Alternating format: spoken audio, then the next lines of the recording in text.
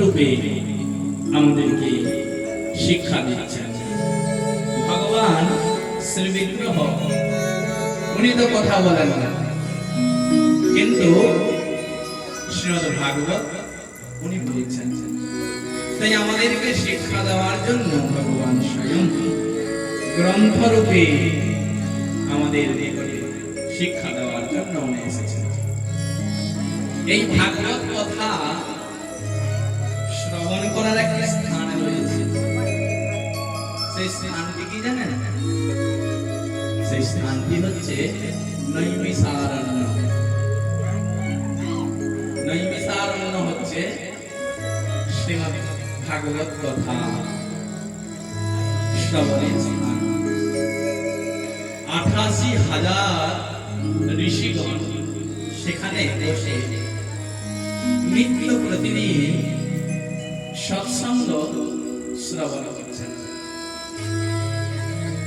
88,000 ঋষি একত্রিত হয়েছেন। তেনারা বেদ, বেদান্ত, ইতিহাস, পুরাণ এইভাবে একটা গ্রন্থ শেষ হচ্ছে আরেকটা গ্রন্থ। 88,000 এর মধ্যে কেউ একজন পাঠ করছেন আর সকলে শ্রবণ করছেন, আবার একটা পুরাণ শেষ হয়ে গেলে আরেকটি পুরাণ, এইভাবে শ্রবণ চলছে। আর অন্তত কলিযুগ আগত, সেখানে কলিযুগের মানুষের জন্য শ্রেষ্ঠ বস্তু কি সেটাকে জানানোর জন্য ওখানে সুত গোস্বামী উপস্থিত হয়েছে। সুত গোস্বামী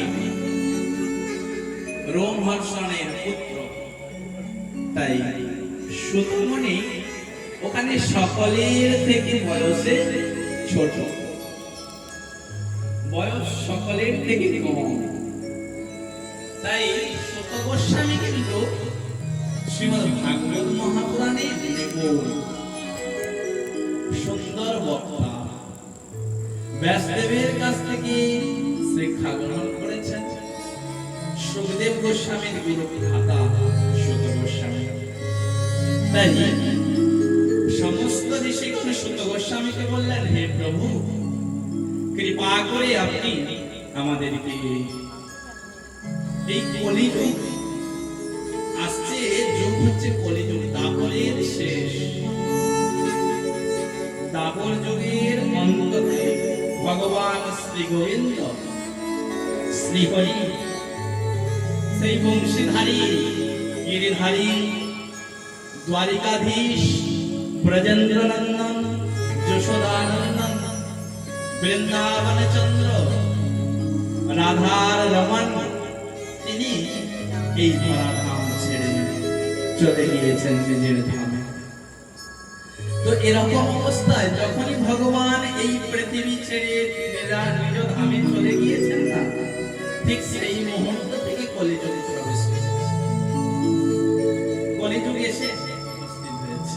তাই এখানে ঋষিগণ বলছেন, হে প্রভু, হে সুত গোস্বামী, আপনি কৃপা করে বলুন এই কলিযুগ যে আসছে, কলিযুগের জীবের আয়ু অতি অল্প, অন্নগত প্রাণ